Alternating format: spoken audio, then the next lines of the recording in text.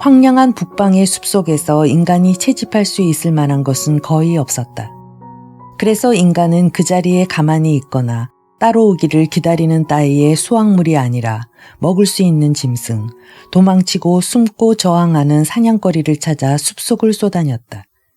더운 나라에 있었을 때도 그러했지만 이 무렵에 이르러 인간은 점점 더 많은 고기를 먹게 되었다. 고기는 느긋한 포만감을 주고 노동을 위한 시간을 더욱 많이 만들어 주었다. 영양가 높은 육류 음식물은 인간의 두뇌의 성장을 더욱 촉진시켜 주었다. 그리하여 인간의 연장이 발달하면 발달할수록 사냥은 그 생활 속에 더욱더 큰 자리를 차지하게 되었다. 사냥이라는 것은 따뜻한 남쪽에서도 필요한 것이었지만 북쪽의 생활에서는 더욱더 없어서는 안 되는 것이었다. 이제 인간은 작은 짐승으로는 더 이상 만족을 느끼지 못하고 보다 큰 사냥감에 눈독을 들이게 되었다. 북방의 숲속은 눈과 눈보라와 매서운 추위가 닥칠 것을 고려해야 했으므로 사냥은 더욱 중요한 생활 방식이 되었고 고기를 오랫동안 저장해둘 필요가 있었다. 그럼 인간은 어떤 짐승을 사냥했던 것일까? 그 무렵 숲속을 돌아다니는 짐승은 별로 많지 않았다. 숲속의 평지에는 이끼를 뜯어먹는 사슴이 거닐고 있었다. 숲에는 흙을 파헤치는 멧돼지가 살고 있었다. 그런데 큰 짐승들이 주로 모여 사는 곳은 숲속이 아니라 벌판이었다. 그 광대한 들판에는 털이 많은 사나운 말이 떼지어 풀을 뜯고 있었다. 등이 구부정한 들소떼가 폭풍처럼 대지를 뒤흔들며 몰려다니고 있었다. 털로 뒤덮인 짐승 중에서는 가장 몸집이 큰 매머드가 마치 살아있는 산처럼 느릿느릿 움직이고 있었다. 이러한 짐승들은 원시인의 눈에는 도망쳐가는 고깃덩이로 비쳤다. 손짓하며 유혹하는 듯 뒤돌아보며 손짓해 부르는 것 같은 먹이였다. 그리하여 인간은 그 사냥감을 뒤따라 태어나서 줄곧 살아온 그들의 고향인 숲으로부터 뛰쳐나왔던 것이다. 인간은 멀리 떨어진 벌판까지 짐승의 뒤를 따라 계속 이주해 갔다. 모닥불의 자취라든가 사냥터의 흔적은 숲에서 멀리 떨어진 곳에서도 발견할 수 있다. 그곳은 채집가로서의 인간, 즉 숲속의 인간은 결코 산 적이 없었던 곳이며 또 살 수도 없었던 장소인 것이다. 원시적인 인간의 사냥터에는 오늘날까지도 사냥했던 짐승의 뼈가 남아있다. 거기에는 누렇게 된 말의 갈비뼈라든가 뿔이 난 들소의 두개골 또는 쇠스랑 모양의 멧돼지 이빨 등이 있다. 이 뼈들은 때로는 높이 쌓여 있어서 인간이 오랫동안 같은 장소에 머물러 있었다는 사실을 말해준다. 그런데 무엇보다도 흥미로운 것은 원시인이 사냥을 하던 곳에 남아있는 말이나 멧돼지, 들소의 뼈 속에서 이따금 매머드의 거대한 뼈, 그 커다란 두개골이라든가 활처럼 휘인 긴 앞니라든가 마찰기와 흡사한 이빨, 그리고 몸에서 떨어져 나간 거대한 다리 등이 발견된다는 사실이다. 매머드처럼 엄청나게 큰 짐승을 잡기 위해서는 초인적인 용기와 힘이 필요했을 것이다. 그러나 그보다 더욱 힘든 일은 매머드를 죽인 뒤 잘게 자르고 그것을 인간이 사는 곳까지 운반해 가는 것이었으리라.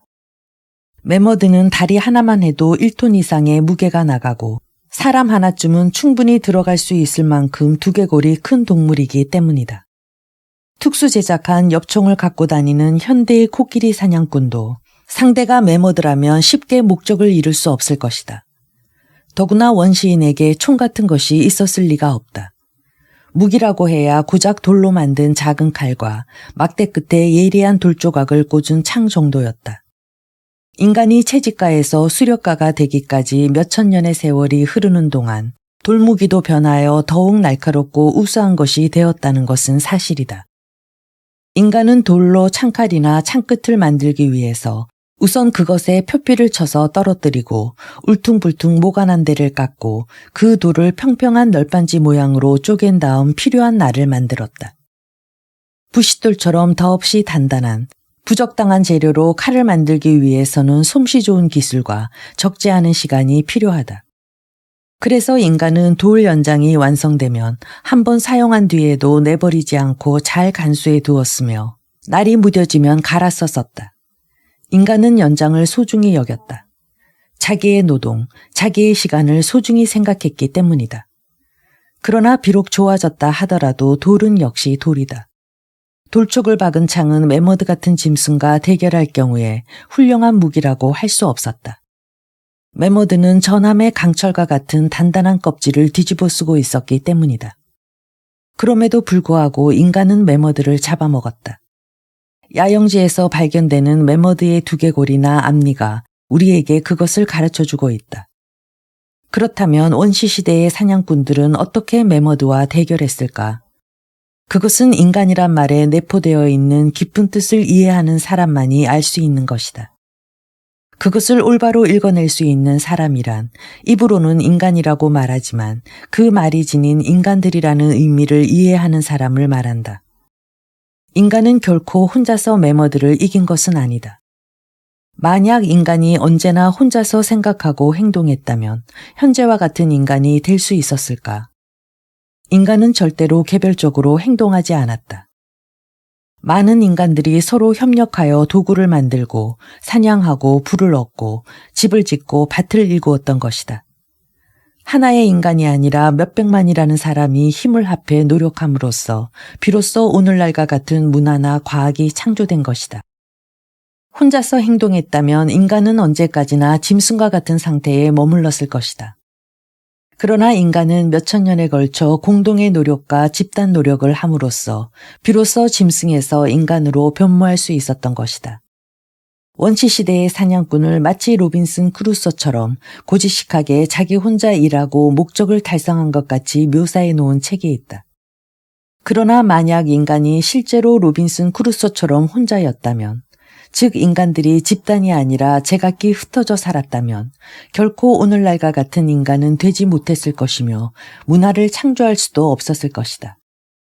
사실 로빈슨의 생활도 디포가 묘사한 것처럼 그렇게 순조로운 것은 아니었다. 디포는 실제로 있었던 어느 선원의 이야기를 바탕으로 로빈슨 크루소를 쓴 것인데 이 선원은 베이에서 일어난 폭동의 장본인이었다. 그는 그 벌로 어느 작은 무인도에 혼자 버려졌던 것이다. 오랜 세월이 흐른 뒤에 이 무인도를 찾아온 사람들은 그 선원이 완전히 야성화하여 거의 말하는 곳조차 잊어버린 것을 발견했다. 인간보다는 오히려 짐승에 가까웠다. 이 사실로 미루어 볼 때 고립된 상태에 있어서는 현대의 인간도 인간의 상태에 머물러 있기가 곤란하다는 것을 알 수 있다. 그렇다면 원시인의 경우에는 더 말할 필요조차 없을 것이다. 그들은 오직 모두 함께 살고 함께 사냥하고 함께 연장을 만들었다는 점 때문에 인간이 될 수 있었던 것이다. 원시인들은 떼지어 매머드의 뒤를 쫓았다. 한 자루가 아니라 몇십 자루의 창이 그 털이 무성한 매머드의 옆구리를 꿰뚫었다. 그럴 때 인간의 무리는 마치 다리와 팔이 몇십 개나 되는 한 마리의 동물 같았다. 또한 팔다리뿐만 아니라 몇십 개의 두뇌도 함께 활동했던 것이다. 매머드는 인간보다 몇십 배나 크고 강했으나 생각하는 능력은 인간들이 매머드를 훨씬 능가했다. 매머드의 무게로는 인간을 짓뭉개는 일쯤은 아무 일도 아니었다. 그러나 인간들은 그 거대한 짐승을 때려 눕히기 위해 대지도 간신히 지탱하고 있는 것 같은 무게를 거꾸로 이용했던 것이다. 인간들은 매머드를 사방에서 포위한 다음 그 주위 풀밭에 불을 질렀다. 매머드는 활활 타는 불빛 때문에 눈이 뒤집히고 털은 타서 그을렀기 때문에 정신없이 불길이 몰아대는 방향으로 도망치기에 바빴다. 그러나 그 불은 인간들의 교활한 계교에 의해 매머드를 곧장 늪 쪽으로 몰고 갔다. 늪지에 들어선 매머드는 늪 위에 세워진 돌집처럼 가라앉았다. 매머드는 천둥 같은 울부짖음으로 대기를 진동시키며 늪지에서 발을 빼내기 위해 버둥거리지만 몸을 움직일 때마다 늪 속으로 더욱더 깊게 빨려 들어갈 뿐이다. 그렇게 되면 인간들에게 남는 일은 매머드를 죽이는 것뿐이다. 매머드를 쫓고 죽이는 것도 쉬운 일은 아니었다. 그러나 더욱 어려운 것은 그것을 그들의 집까지 운반하는 일이었다. 대개의 경우 그들의 숙소는 높고 습하지 않은 강둑에 있었다. 거기서는 강물을 마실 수 있었고 또 얕은 여울이나 강가에서 연장의 재료인 돌을 구할 수 있었기 때문이다. 결국 매머드를 가장 낮은 습지에서 강 언덕까지 끌어올려야만 했다. 그럴 때도 2개의 손이 아니라 수십 개의 손이 함께 움직였다. 인간들은 돌쪽 끝으로 참을성 있게 매머드의 두꺼운 가죽을 찢고 질긴 힘줄을 끊고 억센 근육을 저몄다. 많은 경험을 쌓은 자들, 즉 노인들은 어디를 자르면 쉽게 턱뼈가 빠지고 다리가 몸에서 떨어지는가를 젊은이들에게 가르쳐 주었다. 그리하여 마침내 매머드를 해체한 인간들은 자기들이 사는 곳으로 그것을 운반하기 시작했다. 이 노동을 사이좋게 협동하여 진행시키기 위해 몇십 명의 인간들은 서로 어떤 외침 소리를 주고받으며 거대한 털복숭이 다리와 땅에 늘어진 채 질질 끌리는 긴 코가 달린 머리를 끌고 갔다.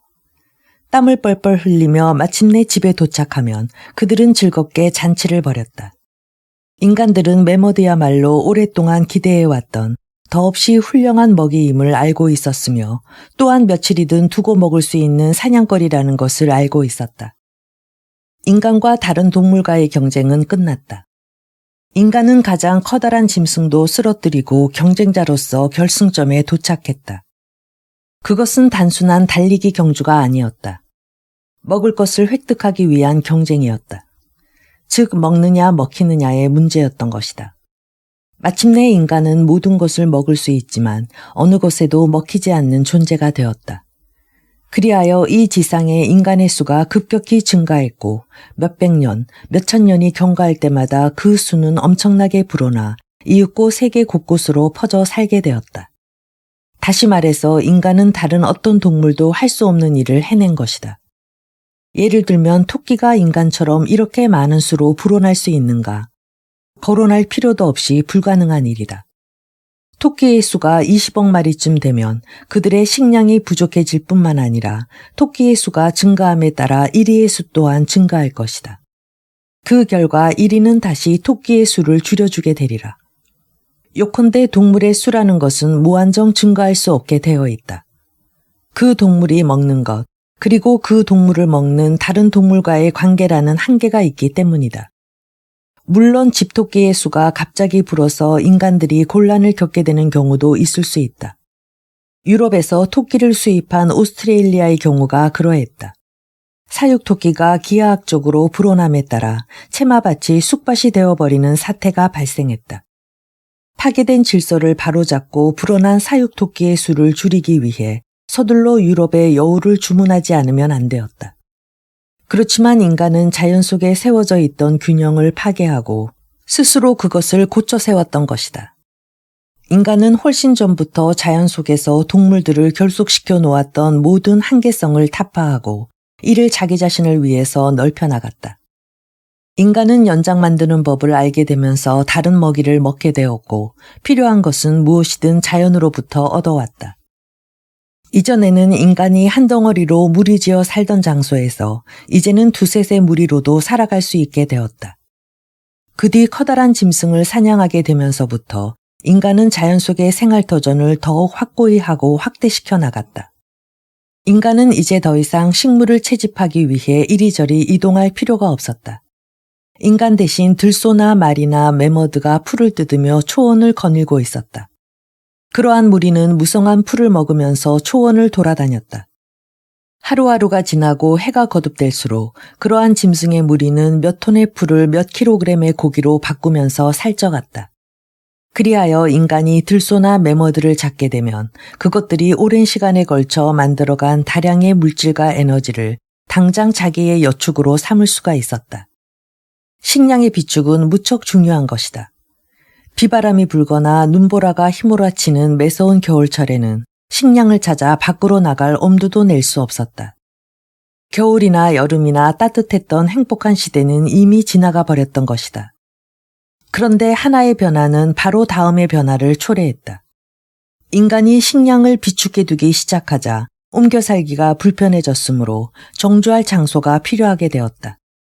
언제까지나 매머드 고기를 끌고 돌아다닐 수는 없는 일이 아닌가. 다른 이유로도 인간은 이제 일정한 집이 없는 방랑자로는 있을 수가 없었다. 이전에는 맹수로부터 몸을 지켜주기 위해서 어떤 나무라도 하룻밤에 은신처가 되어주었다.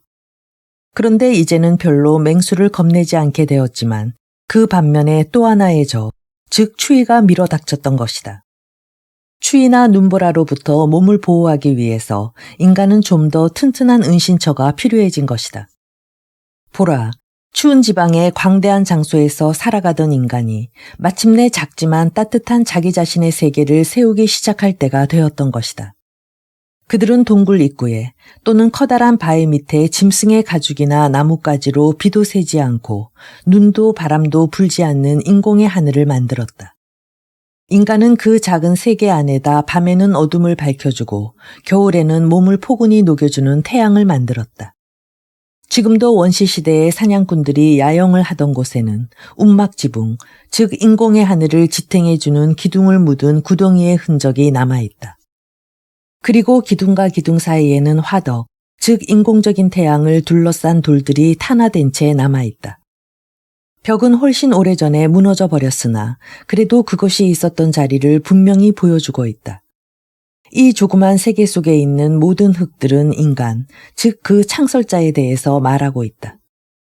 조그만 돌칼과 같은 연장, 부싯돌의 파편, 동물의 뼈, 화덕의 숯이나 재, 이런 것들은 모래나 진흙에 섞여 남아있다. 그것은 인간의 손길이 미치지 않고서는 그렇게 될 수 없는 부자연스러운 형태로 뒤섞여 있다. 그러나 이미 오래전에 사라져버린 이 인간의 거처 밖으로 이제는 눈에 보이지 않는 그 벽 밖으로 조금만 나와보면 인간의 노동을 상기시킬 만한 흔적 같은 것은 금세 자취를 감추고 만다. 땅을 파보아도 그 속엔 연장도, 모닥불을 피웠던 자리에 수치며 재도, 동물의 뼈도 눈에 띄지 않는다. 이처럼 인간이 만든 제2의 자연은 마치 보이지 않는 선이라도 그어놓은 듯이 그 주위의 모든 것으로부터 명백히 격리되어 있다. 인간이 노동을 한 흔적을 남기고 있는 지면을 파헤치고 돌칼이나 깎는 연장들, 그리고 이미 훨씬 전에 사라져버린 화덕을 다시 한번 조사해보면 우리는 한 세계의 종말이 곧 인간의 종말은 아님을 깨닫게 된다. 왜냐하면 인간은 자기 자신을 위해서 자기만의 조그만 세계를 창조할 수 있었기 때문이다. 5. 수천 년 동안의 학교. 들소나 매머들을 사냥하던 때의 야영지대에서 발견할 수 있는 도구는 대체로 두 종류이다. 그 하나는 크고 다른 하나는 작다. 큰 도구는 양쪽을 날카롭게 만든 묵직한 세모꼴 돌이고 작은 도구는 한쪽 끝을 뾰족하게 한 길고 가벼우며 얄팍한 돌이다. 이 두 종류의 도구는 각각 그 쓰임새가 달랐음이 분명하다. 그렇지 않다면 형태가 이렇게 다를 리가 없다. 그런데 그 이유는 무엇일까? 도구를 유심히 조사해보면 무언가를 찾아낼 수 있을지도 모른다. 두 도구가 다 끝이 뾰족한 것을 보면 자르고 쪼개고 하는데 사용된 것으로 짐작된다. 그 하나가 다른 것보다 크고 무거운 것은 거친 일에 사용되었음을 의미하는 것이리라. 그것을 들고 일하기 위해서는 한층 강한 힘이 필요했으리라는 것을 분명히 알 수 있다. 그것은 대체 어떤 종류의 일이었을까? 이것을 알아내려면 석기 시대로 돌아가서 그 당시 인간들이 석기로 어떤 일을 했는지를 관찰하는 것이 가장 효과적이다. 소설에서는 6천년 전의 이야기로 돌아가서라는 따위의 말을 흔히 쓴다. 소설가는 어디라도 원하는 곳으로 옮겨갈 수 있고 주인공에 대해서도 자기 의도대로 써내려갈 수 있다. 그러나 진실한 역사를 이야기하고 있는 우리들은 마음 내키는 대로 애매한 내용의 글을 꾸며서 쓸 수는 없다. 게다가 우리는 10년 전은커녕 몇만 년 전으로 되돌아가지 않으면 안 된다. 그러나 석기 시대로 거슬러 올라갈 수는 있다. 그렇게 하기를 원한다면 여러분은 먼저 여행에 필요한 여러 가지 것들을 준비해야 한다. 첫째로 필요한 것은 조그만 배낭에 접어넣을 수 있는 여행용 텐트이다. 그것은 방수 처리가 되어 있고 조립식 대막대기, 줄을 맬 작은 지주, 그것을 두들겨 박을 망치 등이 달려 있을 것이다. 텐트 외에도 많은 장비가 필요하다. 햇빛을 막는 코르크 모자, 도끼, 주전자, 석유골로, 컵, 수저, 자석, 지도 등을 트렁크에 놓고 총을 준비한 다음 가까운 항구로 가서 배표를 구입해야 한다. 그런데 이때 여러분은 출찰계 직원에게 석기시대로 간다고 말해서는 안 된다. 그런 말을 입 밖에 냈다간 여러분은 정신 이상자로 간주되어 아마 배가 아니라 정신병원으로 끌려갈 것이다. 배표에는 석기시대행 왕복권이라고 쓰여 있지 않고 그저 멜버른행이라고만 쓰여 있을 것이다. 그 표를 가지고 오스트레일리아행 기선을 타라. 몇 주 후에는 그 기선이 여러분을 이 여행의 목적지로 데려다 줄 것이다. 현재 석기를 쓰고 있는 인간들이 어디에 있느냐가 중요한 문제인 것이다. 그러므로 오스트레일리아도 무방하지 않은가.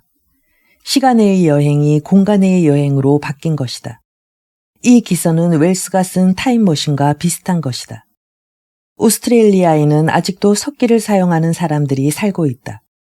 우리는 그곳에 도착하여 사방에 관목이 우거져 있는 건조하고도 드넓은 초원을 가로질러 오지로 간다. 즉 수렵 생활을 하고 있는 오스트레일리아의 토인 마을로 가는 것이다. 이윽고 강가의 나무 밑에 나무 껍질과 나뭇가지를 엮어서 세운 움막이 보인다. 움막 옆에서는 아이들이 놀고 어른들은 땅바닥에 앉아 무슨 일을 하고 있다. 수세미 같은 머리칼에 턱수염이 덥수룩한 늙은이가 세모꼴 돌칼을 들고 사냥한 캥거루의 가죽을 벗기고 있다. 그렇다. 저 커다란 석기를 보기 위해 우리는 일부러 이렇게 먼 곳까지 여행한 것이다. 그 옆에는 어떤 여자가 길고 가늘며 얄팍한 돌로 짐승 가죽을 펴놓고 옷을 마름질하고 있다. 그건 역시 눈에 익은 물건이다. 그것과 똑같이 생긴 좁고 길다란 돌칼을 유럽의 고대 사냥터에서 이미 발견하지 않았던가. 물론 현재의 오스트레일리아의 토인과 원시인들은 동일한 인간이 아니다. 그들과는 몇천 세대나 떨어져 있다.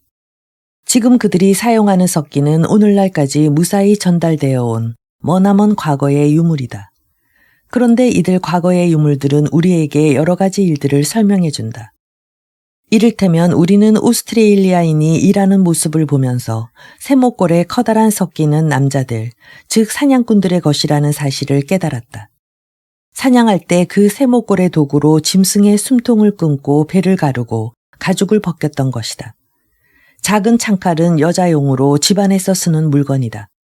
그것으로 가죽을 베고 잘라서 옷을 만든다. 도구에 따라서 그 용도가 다르다는 사실은 사람들이 하는 일이 제각기 달랐었다는 것을 증명해준다. 이러한 구별은 원시시대의 사냥꾼들 사이에도 이미 뚜렷하게 존재하고 있었다. 세월이 흐를수록 일은 점점 더 복잡해질 따름이다. 다양한 일을 잘 처리하기 위해서는 어떤 사람은 이 일을, 또 어떤 사람은 다른 일을 하지 않으면 안 되었다. 남자들이 짐승을 발견하여 쫓고 있는 동안 여자들은 두 손을 모으고 멍하니 앉아 있지는 않았다. 그녀들은 집을 짓고 옷을 마름질하고 나무 뿌리를 모으고 식량을 저장했다. 또한 노인과 젊은이가 하는 일 역시 각각 달랐다. 일이란 무엇이든 숙련이라는 것을 필요로 한다. 하지만 숙련은 저절로 되는 것이 아니다. 누군가 다른 사람으로부터 전수받지 않으면 안 된다. 만약 목수가 되려는 사람이 자기 스스로 도끼와 톱과 대패를 발명하고 그 도구의 사용법까지 스스로 생각해내야만 한다면 아마 이 세상에는 한 사람의 목수도 없을 것이다.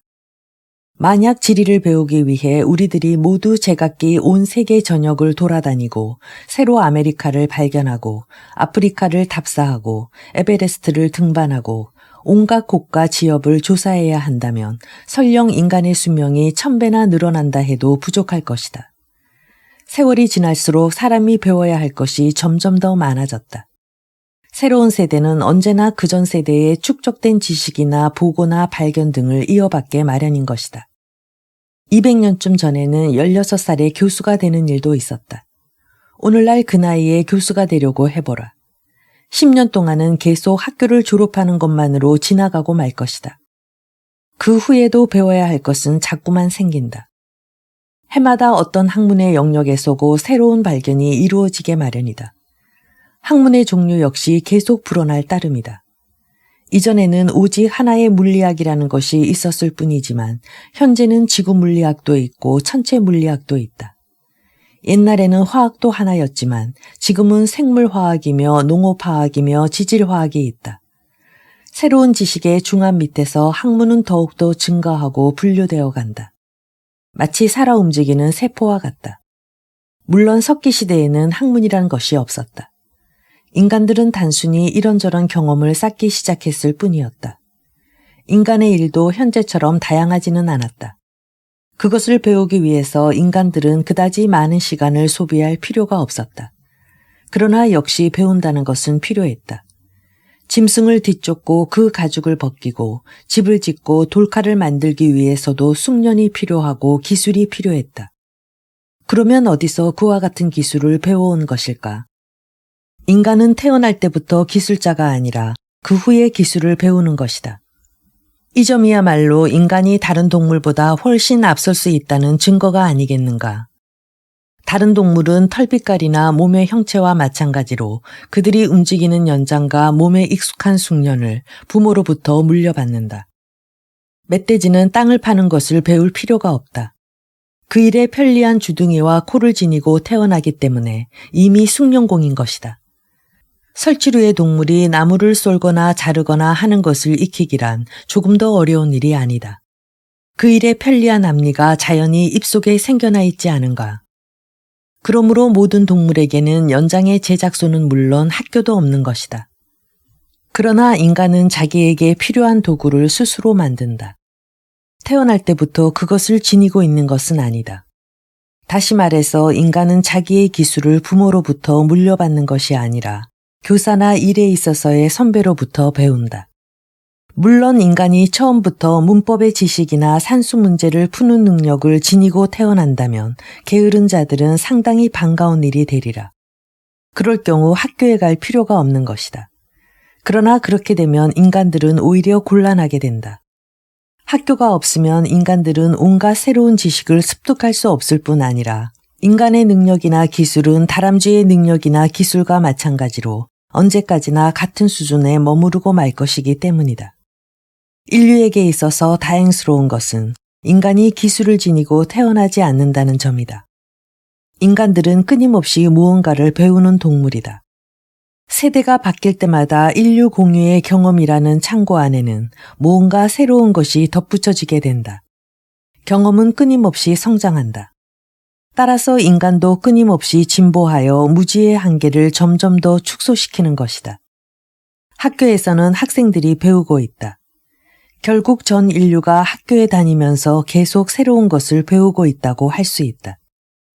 이 몇천 년 동안 계속 운영되어 온 학교야말로 인간을 오늘날과 같은 존재로 만들어준 것이다. 과학과 기술과 예술을 인간에게 주었다. 즉 문화라는 것을 인간에게 주었던 것이다. 인간은 아득한 석기시대 때부터 이 몇천 년의 역사를 지닌 학교에 다니고 있었다. 나이든 사냥꾼들은 젊은이들에게 어려운 사냥법을 가르쳤다. 즉 짐승이 땅 위에 남겨놓는 흔적을 읽는 법을 가르치고 어떻게 하면 짐승들이 눈치채지 못하게 가까이 다가갈 수 있는가를 가르쳤다. 오늘날에도 사냥이라는 것은 숙련을 필요로 한다. 그러나 현대의 사냥꾼은 직접 총을 만들 필요가 없다는 것만으로도 훨씬 수월해졌다고 말할 수 있다. 석기시대의 사냥꾼들은 자기 스스로 총, 즉 몽둥이나 작은 칼이나 창칼 등을 만들어야 했던 것이다. 나이든 기술자는 이 점에서도 많은 것을 젊은이들에게 가르칠 수 있었다. 여자들 또한 일을 배워야 했다. 여자들은 한꺼번에 집안일을 해내고 집을 짓고 나무를 베고 옷을 마름질하지 않으면 안 되었다. 어떤 인간의 무리 속에도 여러 종류의 일을 두루 잘 알고 있는 남녀들이 있게 마련이어서 그들은 오랜 세월에 걸친 노동생활의 경험을 젊은이들에게 전해주었다. 그런데 그 숙련이나 경험을 어떤 방법으로 다른 인간에게 전수해 주었던 것일까? 설명해 주거나 직접 해보이는 행위에 의해서였다. 그런데 그러기 위해서는 말이 필요했다. 다른 동물의 경우에는 새끼들에게 살아있는 도구, 즉 그 발이나 이빨을 쓰는 방법을 가르쳐주는 일이 없었다. 따라서 다른 동물에게는 말을 할 필요조차 없었던 것이다. 그런데 인간에게 있어서는 말이란 더할 나위 없이 필요한 것이었다. 모두가 협력하여 일하기 위해서도 또 일의 경험이나 기술을 노인이 젊은이들에게 전수하기 위해서도 말이 필요했다. 그렇다면 석기시대의 인간은 과연 어떻게 말을 했던 것일까? 다시 한번 과거로의 여행을 시도해보자. 이번 방법은 지극히 간단한 것이다. 여행이라는 것은 반드시 기선을 타고 해야 하는 것은 아니니까. 우리는 전화의 스위치를 누르면 방에서 한 걸음도 나가지 않고도 당장 모스크바에서 파리로, 파리에서 뉴욕으로, 뉴욕에서 봄베이로 옮겨간다. 텔레비전 덕분에 우리는 산이나 바다 건너 저 멀리 있는 도시나 나라에서 사는 사람들의 목소리뿐만 아니라 그 모습까지도 볼 수 있다. 그런데 우리들로부터 몇천 킬로미터, 몇만 킬로미터쯤 떨어져 있는 것이 아니라 몇만 년 전의 고대 인간들의 목소리나 모습을 도대체 우리가 어떻게 듣고 볼 수 있단 말인가?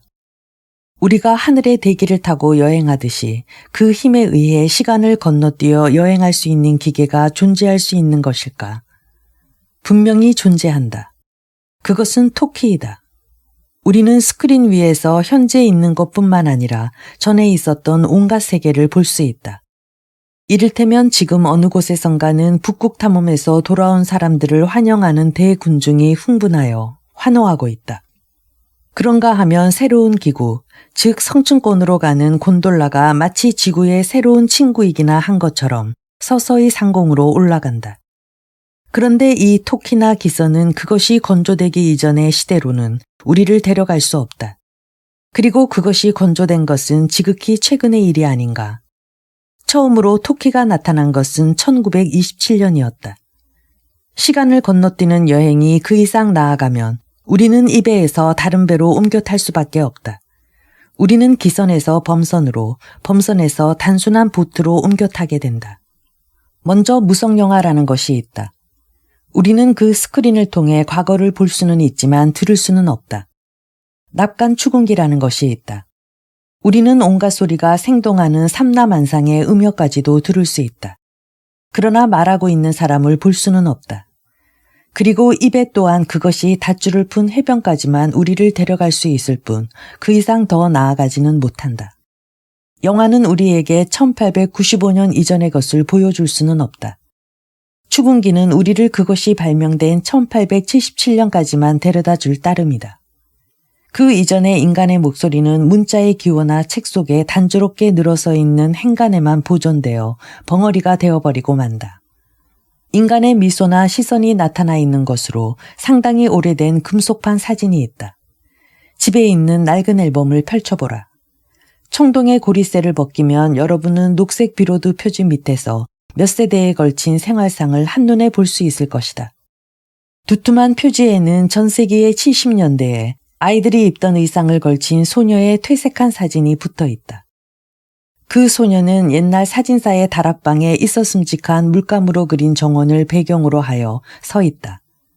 그것과 나란히 고풍스러운 긴 베일을 쓴 신부와 보석 반지를 낀 손을 그려붙인 듯한 반원형 대리석 원주 위에 올려놓고 있는 빈틈없어 보이는 뚱뚱한 대머리 신랑의 사진이 붙어 있다. 신랑은 신부보다 적어도 30살은 더 나이를 먹은 듯이 보인다. 신부는 옆의 사진의 소녀와 마찬가지로 천진하고 겁에 질린 듯한 눈을 하고 있다. 이번에는 이 신부의 40년 혹은 50년 뒤의 사진이다. 여러분은 이미 그 모습을 알아보기조차 어려울 것이다. 검은 레이스의 삼각형 쇼를 두르고 이마에는 주름이 잡혀 있으며 모든 것을 체념한 듯이 지칠 대로 지친 눈초리에 입은 깊이 오므라져 있다. 그 반대쪽에는 손에 사진기를 든 귀여운 어린아이의 사진이 있다. 그 사진 위의 여백을 비스듬히 가로질러 노인답게 떨리는 필적으로 다음과 같은 글귀가 쓰여 있다. 사랑하는 조모로부터 소중한 손자에게. 앨범의 한 페이지에 인간의 일생이 펼쳐져 있는 것이다. 우리가 옛날로 거슬러 올라가면 올라갈수록 얼굴 표정이나 손의 움직임을 포착하는 사진 기술이 상당히 뒤떨어져 있음을 알 수 있다. 오늘날 우리는 말을 타고 높이 도약하는 기수나 물속에 뛰어드는 수영선수도 어렵지 않게 사진에 담을 수 있다. 그러나 인간을 사진 찍기 위해서 팔걸이가 달린 안락의자에 앉히고 머리와 어깨를 고정시켜 꼼짝할 수도 없게 하지 않으면 안 되었던 시대가 있었다. 그런 까닭에 그들이 살아있는 인간이라기보다 마네킹을 닮은 듯이 보였던 것도 당연한 일이었다. 1838년, 이보다 더 과거로 거슬러 올라가면 그런 사진조차 없다. 우리는 그보다 더 과거로 여행하기 위해서는 사진기처럼 정확하지 못한 다른 과거의 증인들에게 모든 것을 의존하지 않으면 안 된다. 우리는 과거를 재현하기 위해서 반드시 미술관이나 박물관에 보존되어 있는 증거품을 비교해 보아야만 한다. 몇백 년, 또 몇백 년이라는 세월이 이정표처럼 우리 곁을 쏜살같이 지나가고 있다. 그리하여 우리는 여행을 계속하기 위해 다시 기선을 바꿔 탄다. 1456년, 이보다 더 옛날이 되면 이제 인쇄된 책도 없다. 정확한 활자는 기록인이 공들여 쓴 필적으로 바뀐다. 기록인의 거의 깃털패는 천천히 양피지 위를 달린다.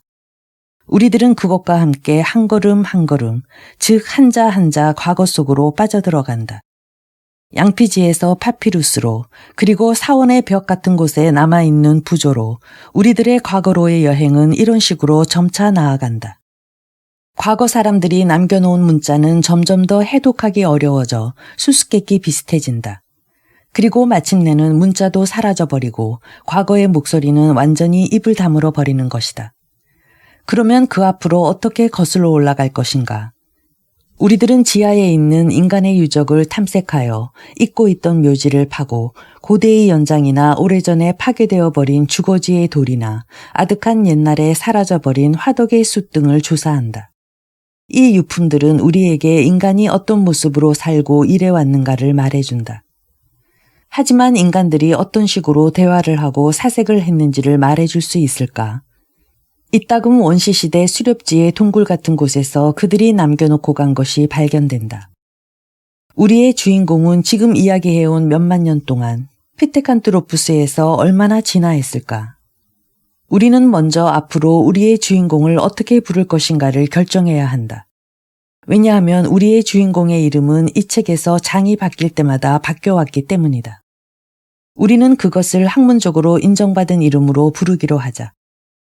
그것은 네안데르탈인이라는 이름이다.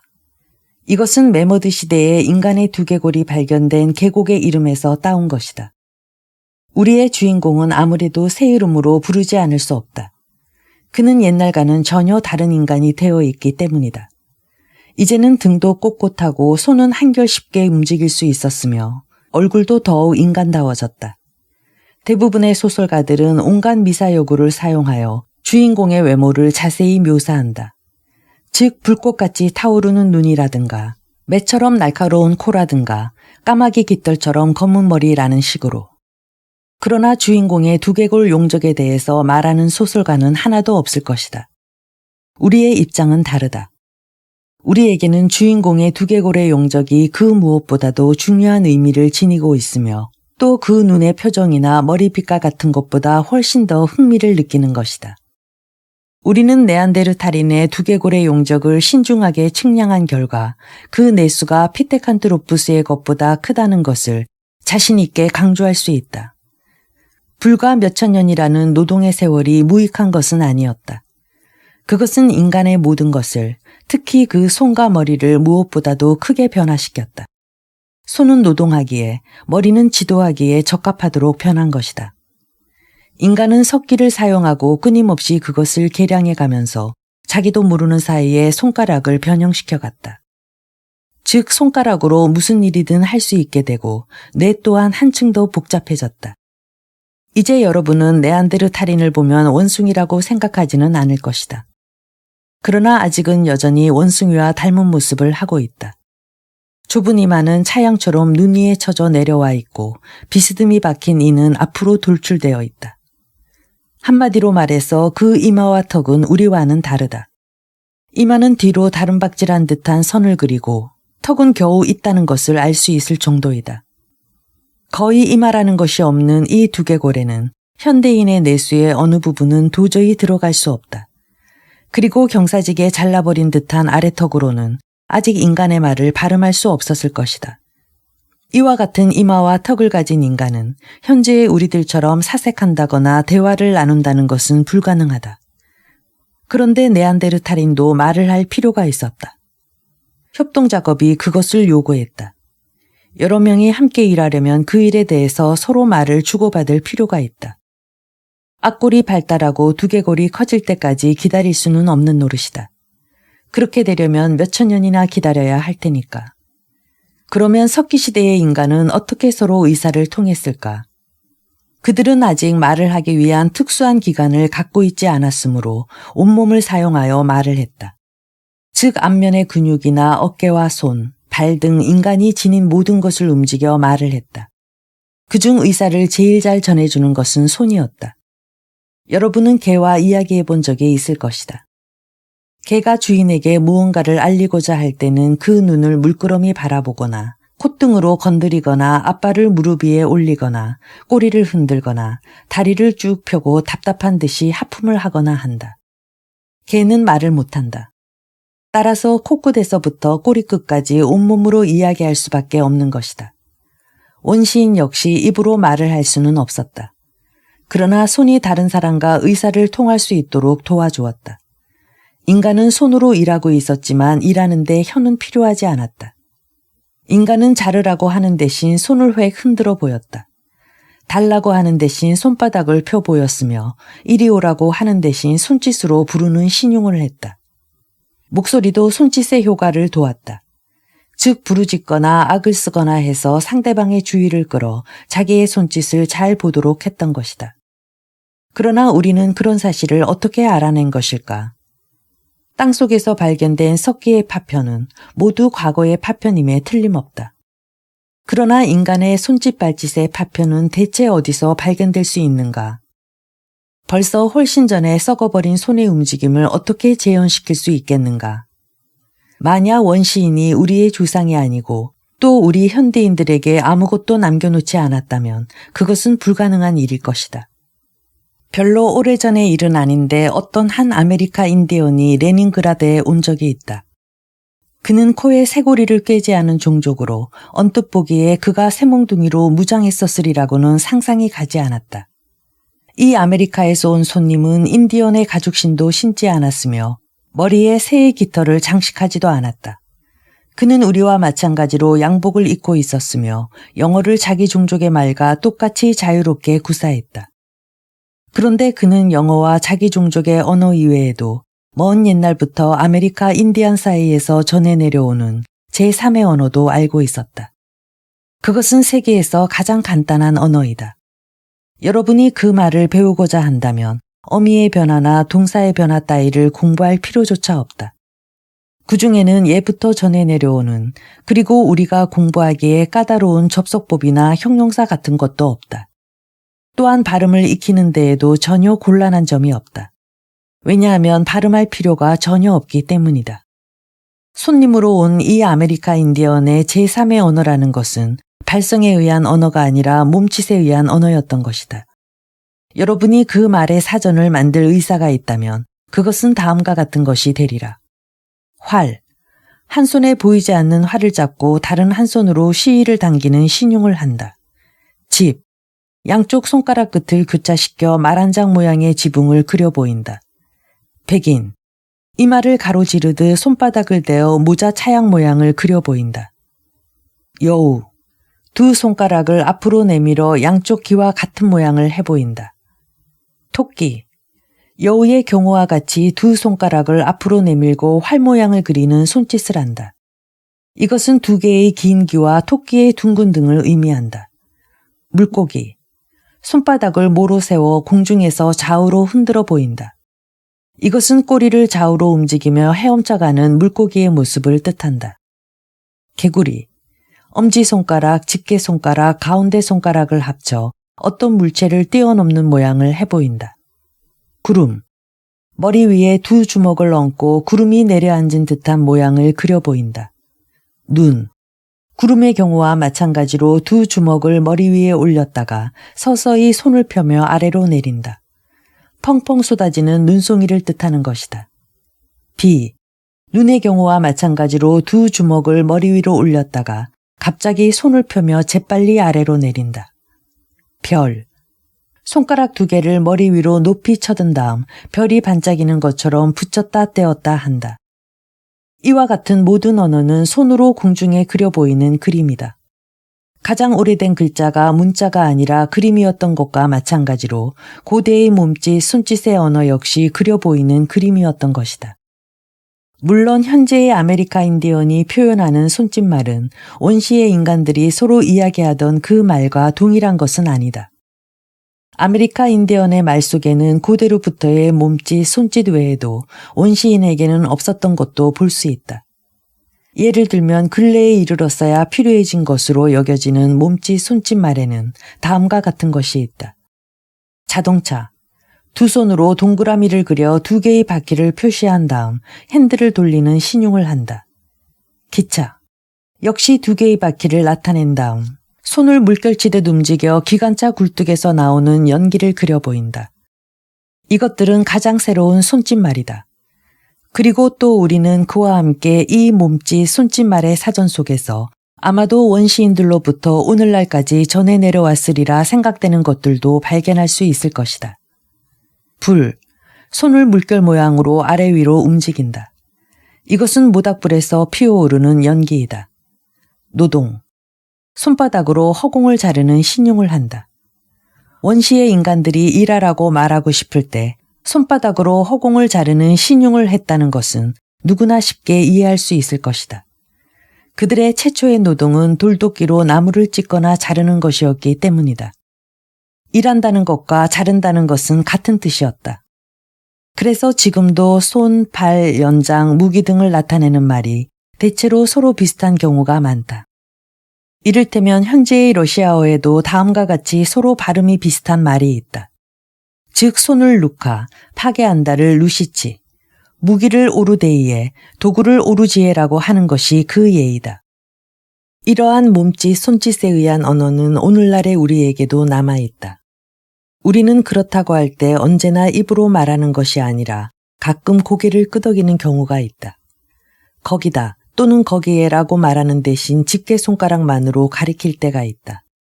그러므로 우리는 집게손가락이라는 특별히 웅변적인 손가락을 갖고 있는 셈이다.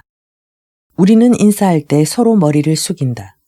우리는 고개를 좌우로 흔들거나 어깨를 으쓱해 보이거나 양손을 펴 보이거나 눈살을 찌푸리거나 입술을 깨물거나 손가락으로 위협하는 신용을 하거나 테이블을 치거나 발을 구르거나 손을 흔들거나 머리를 감싸거나 손을 가슴 위에 대거나 악수를 하거나 서로 포옹하거나 헤어질 때 키스하는 신용을 하거나 한다.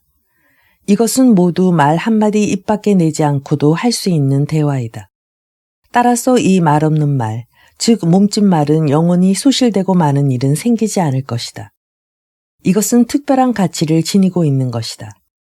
어떤 때는 단 하나의 몸짓으로 말을 길게 늘어놓은 그 이상의 효과를 나타낼 수도 있다. 연기력이 뛰어난 배우는 반 시간 이상 한마디 말도 하지 않고 그 눈과 눈썹 또는 입술만으로 수백 마디를 늘어놓는 것 이상의 의미를 표현한다. 그러나 물론 몸짓, 손짓말을 함부로 남용하는 것은 바람직하지 않다.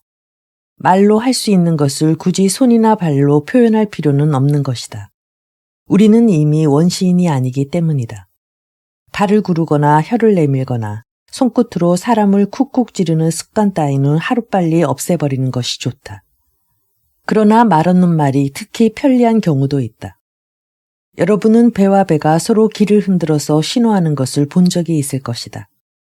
윙윙 대는 바람 소리와 거친 파도 소리, 그리고 대포 소리를 억압하기 위해서는 얼마나 큰 소리를 질러야 하겠는가. 이런 때에 귀는 아무짝에도 도움이 되지 않는다. 눈이 그 역할을 대신해 주지 않으면 안 된다.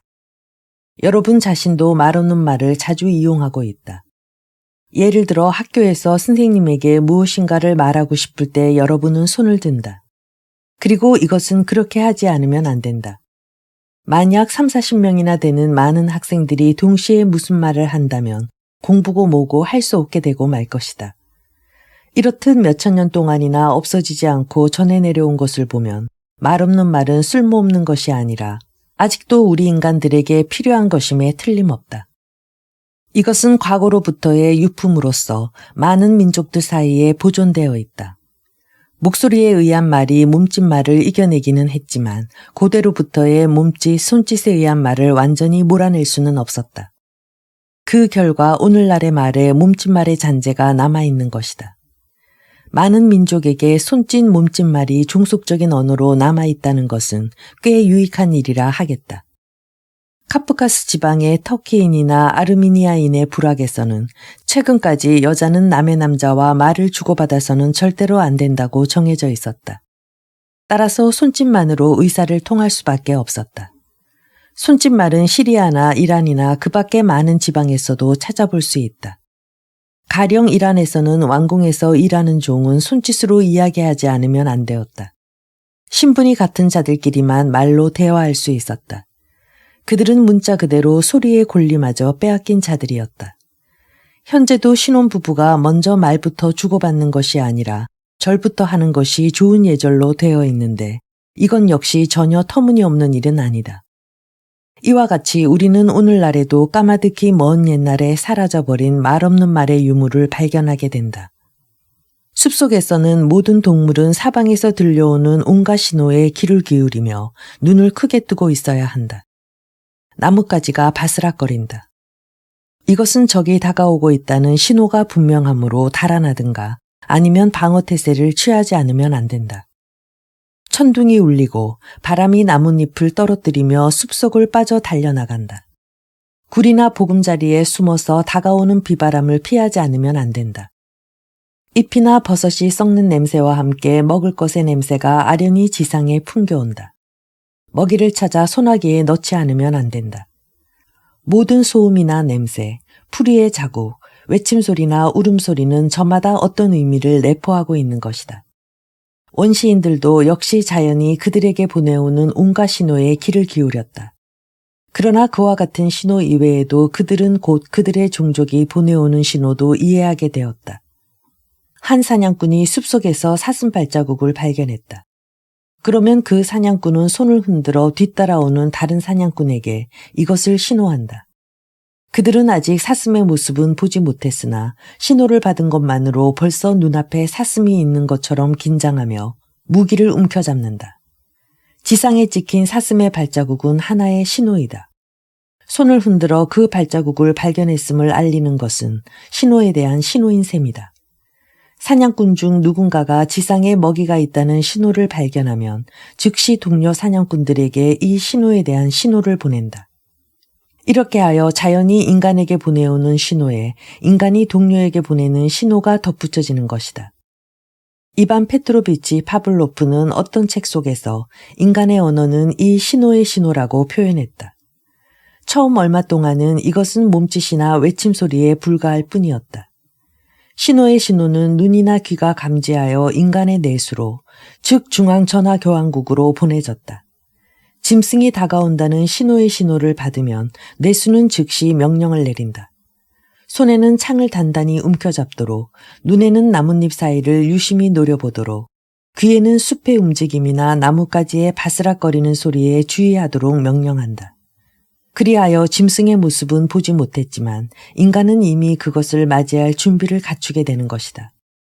몸짓, 손짓의 말이 많아지면 많아질수록 그리고 신호의 신호가 내수에 전달되는 일이 많아지면 많아질수록 인간의 이마에 있는 중앙교환국의 일은 불어난다.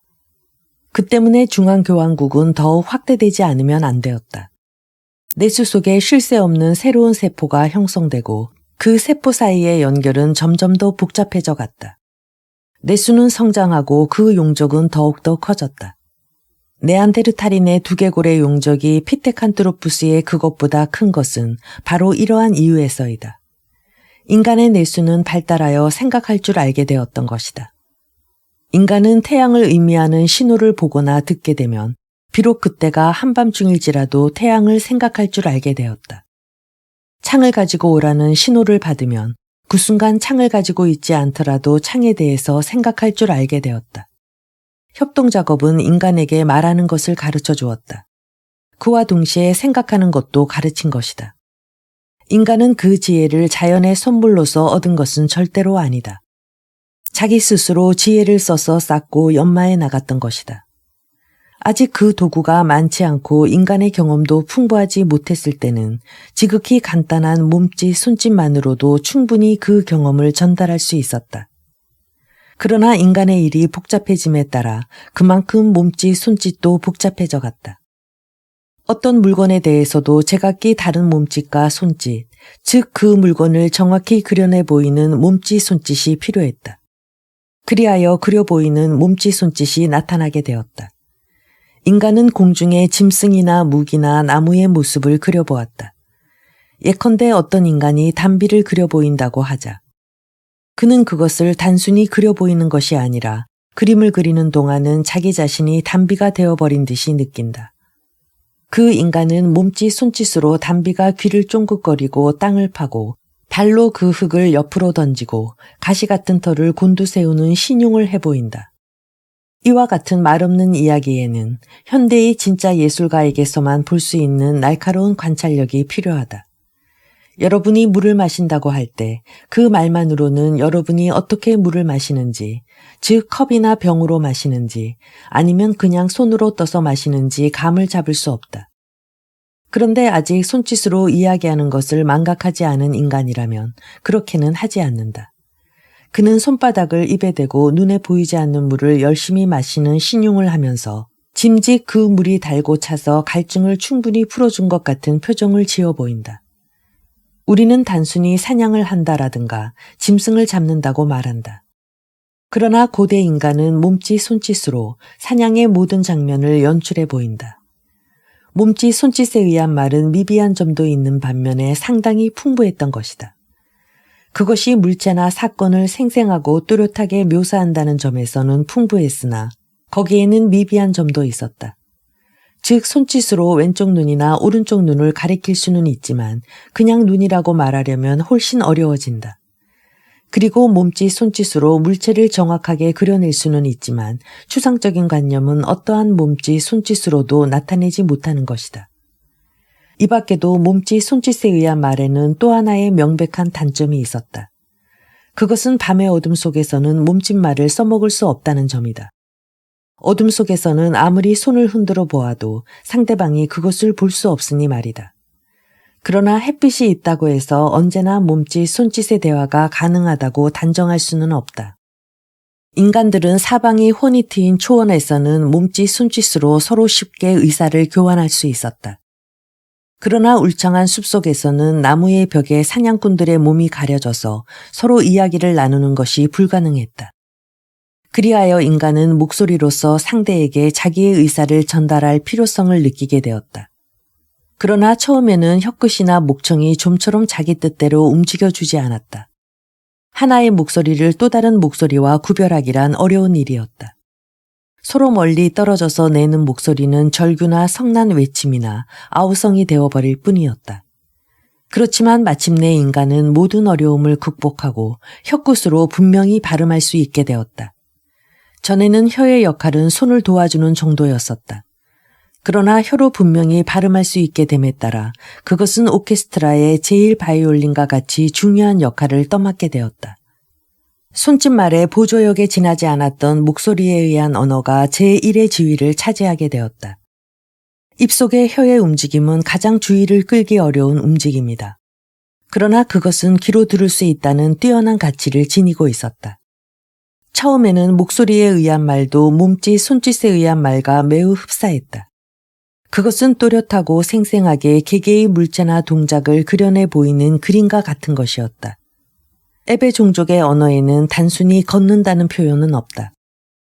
예를 들면 조드제드제라고 하면 활기 있는 걸음걸이를 뜻하는 것이고 조보보라고 하면 뚱뚱한 사람이 둔한 발걸음으로 걷는 것이고 조브라브라라고 하면 서슴없이 성큼성큼 걷는 것이고 조피아피아라고 하면 종종 걸음을 뜻하는 것이고 조고보고보라고 하면 머리를 앞으로 숙이고 절름발이처럼 다리를 질질 끌면서 걷는 것을 뜻한다. 이러한 표현은 모두 이런저런 걸음걸이를 극히 세부적으로 정확하게 묘사하고 싶어하는 욕구에서 생겨난 목소리에 의한 그림이다. 즉 걸음걸이 종류의 수만큼 그 표현도 각각 달라서 같은 씩씩한 걸음걸이라도 키가 크고 마른 자와 다리를 구부리지 않고 걷는 방법까지 구별해 놓은 것이다. 그들이 그려 보이는 몸짓말은 언어에 의한 그림으로 바뀌었다. 이리하여 인간은 처음에는 몸짓, 손짓에 의해 나중에는 언어에 의해 서로 의사를 전달하는 방법을 깨달았던 것이다. 과거의 여행에서 우리들이 알아낸 것은 무엇인가? 강의 흐름을 따라 거슬러 올라가 그 수원을 찾아내는 탐험가처럼 우리는 그것에서부터 인간의 경험이라는 큰 강물의 수원이 시작되는 조그만 개울에 도달한 것이다. 우리는 그 상류에서 인류 최초의 시초, 언어의 시초, 사색의 시초를 발견했다. 강물이 옆에서 흘러오는 지류와 합류할 때마다 점점 물이 불어나듯이 인류의 경험이라는 강도 점점 더 깊고 넓어져 간다. 세대마다 그 경험이 집약되어 강으로 옮겨지기 때문이다. 시간은 인간의 세대를 서서히 과거로 끌어올려 사람이나 종족을 흔적도 없이 사라지게 하고 거리나 마을 등 무엇 하나 남기지 않고 소멸시켜버린다. 시간의 파괴력 앞에서는 그 무엇도 대항할 수 없는 것처럼 여겨진다. 그러나 인류의 경험만은 결코 사라져 없어지지 않았다. 그것은 시간의 힘을 이겨내고 언어와 기술 속에 끈질기게 살아남았다. 하나하나의 언어 속에, 하나하나의 동작 속에, 하나하나의 개념 속에 각 세대의 경험이 집적되고 통합된 것이다. 강으로 흘러드는 지류의 물 가운데 한 방울도 헛된 것이 없듯이 각 세대의 일 또한 어느 하나 헛된 것이 없다. 인류의 경험이라는 큰 강에서는 과거의 인간의 일과 현재의 인간의 일이 합쳐져서 하나가 된다. 이리하여 우리는 모든 것의 수원인 강의 상류에 도달했다. 그곳이 바로 인간의 노동과 언어와 사고의 출발점인 것이다. 인간이 원숭이로부터 떨어져 나온 몇만 년이라는 긴 세월을 돌이켜볼 때 우리는 노동이 인간을 만들었다고 한 프리드리히 엥겔스의 말을 되새기지 않을 수 없다.